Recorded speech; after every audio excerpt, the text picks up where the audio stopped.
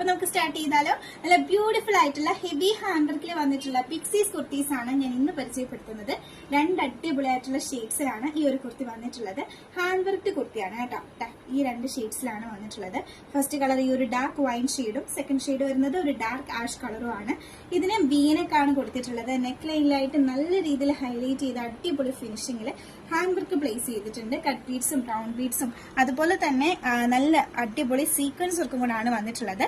ഈ ഒരു നെക്ക് ലൈനിൽ മാത്രമല്ല സ്കാറ്റേഡ് ആയിട്ടും ആ ഒരു കട്ട് ബീഡ്സ് വെച്ചിട്ടുള്ള വർക്ക് ഹൈലൈറ്റ് ചെയ്തിട്ടുണ്ട്.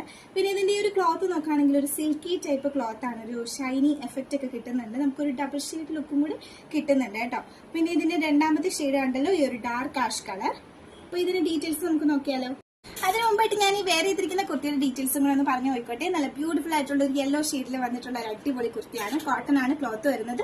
സ്ലിറ്റഡ് ആണ്, വിത്ത് ലൈനിങ്ങിലാണ് വന്നിട്ടുള്ളത്. Medium to double XL size ചാർട്ടിലാണ് പ്രോഡക്റ്റ് വന്നിട്ടുള്ളത്.